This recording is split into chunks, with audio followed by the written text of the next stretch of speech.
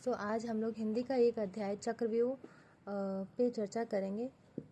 यह पाठ महाभारत की एक प्रसिद्ध घटना पर आधारित है। इसमें अभिमन्यु की वीरता का बखान करके बच्चों में अन्याय के विरुद्ध संघर्ष करने की प्रेरणा देने का प्रयास किया गया है।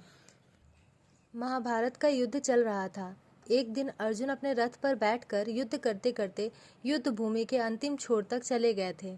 कौरवों को यह अच्छा मौका जान पड़ा। कौरवों के कहने पर गुरु द्रोणाचार्य ने चक्रव्यूह की रचना करने की घोषणा कर दी। पांडवों को इस चक्रव्यूह को भेदने की चुनौती दी गई। चक्रव्यूह की घोषणा से युधिष्ठिर बहुत चिंतित थे। पास ही भीम, नकुल और सहदेव भी माथे पर हाथ रखे बैठे थे। पांचों पांडवों में केवल अर्जुन ही चक्रव्यूह को भेदना जानते थे। चिंता की बात यह थी कि अर्जुन की अनुपस्थिति में चक्रव्यूह का भेदन कौन करेगा। विपक्ष की चुनौती थी। हार जीत का प्रश्न खड़ा हो गया था। वैसे भीम अपने गदा के प्रहार से चक्रव्यूह के टुकड़े टुकड़े करने का दावा कर रहे थे, पर यह काम इतना आसान नहीं था। चक्रव्यूह में प्रवेश करना ही कठिन था। इतने में बाहर से कुछ शोर सुनाई पड़ा। अभिमन्यु ने शिविर में प्रवेश किया। उसने सबसे पहले महाराज युधिष्ठिर के चरण स्पर्श कर प्रणाम किया। महाराज युधिष्ठिर ने आशीर्वाद देते हुए पूछा, अभिमन्यु, तुम इतने उत्तेजित क्यों हो रहे हो? क्या बात है? आज मैं युद्ध करने जाऊंगा, मुझे आज्ञा दीजिए महाराज। अभिमन्यु ने हाथ जोड़कर कहा। भीम बोले, क्या आज तुम युद्ध करने जाओगे? आज का युद्ध तो बहुत भयंकर है। जानते हो, आज गुरु द्रोणाचार्य ने चक्रव्यूह की रचना की है। इसे भेदना तुम्हारे पिता अर्जुन के अलावा और किसी को नहीं आता। तुम तो अभी बालक हो पुत्र। मुझे चक्रव्यूह भेदना आता है महाराज। पिताजी एक बार माँ को चक्रव्यूह भेदने की विधि बता रहे थे तो मैंने उसे सुन लिया।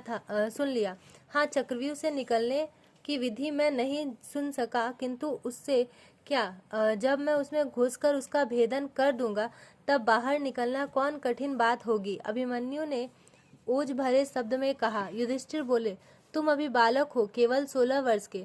गुरु द्रोणाचार्य का सामना करने के लिए हम तुम्हें कैसे भेज सकते हैं?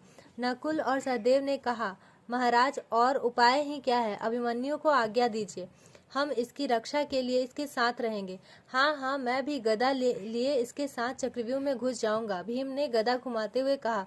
युधिष्ठिर करते भी क्या?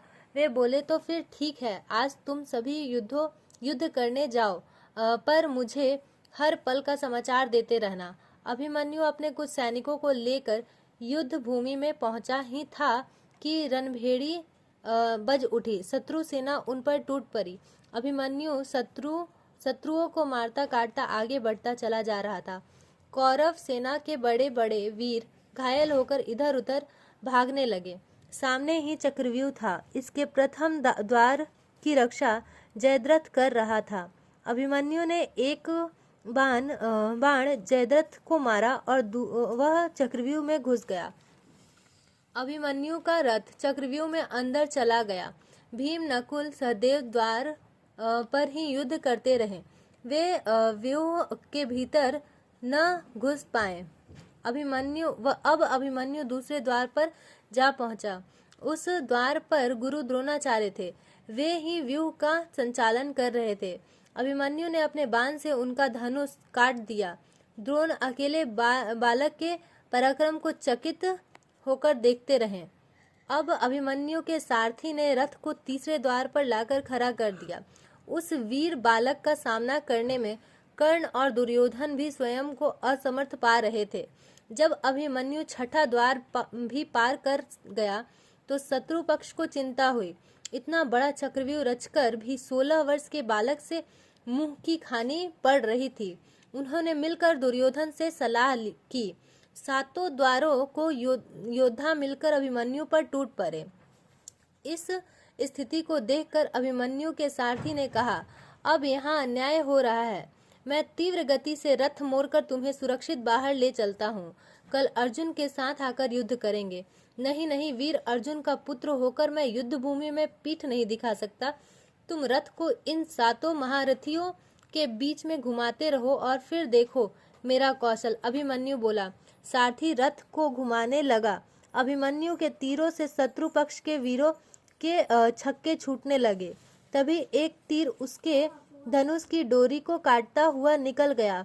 अब अभिमन्यु ने धनुष फेंक दिया और तलवार निकालकर शत्रुओं से लोहा लेने लगा। उसी समय कर्ण का एक बाण अभिमन्यु के सारथी की छाती को भेदता हुआ निकल गया।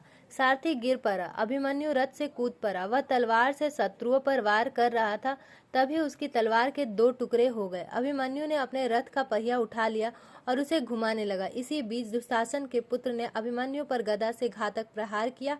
अभिमन्यु वीर गति को प्राप्त हो गया। कहाँ 16 वर्ष का बालक अभिमन्यु और कहाँ 7 कौरव महारथी, परंतु अभिमन्यु के साहस और वीरता ने महारथियों को युद्ध भूमि में धूल चटा दी। अभिमन्यु वीर गति पाकर सदा के लिए अमर हो गया। तो यही है ये अध्याय। क्या था? चक्रव्यूह। तो ये अध्याय था और इसमें जो है कुछ मुहावरे दिए हैं। मुंह की खाना, तो मुंह की खाना का मतलब होता है बुरी तरह हारना। पीठ दिखाना मतलब सामना न करना। छक्के छूटना, बुरी तरह घबरा जाना। वीर गति को प्राप्त होना, शहीद हो जाना। धूल चटाना मतलब बुरी तरह हरा देना।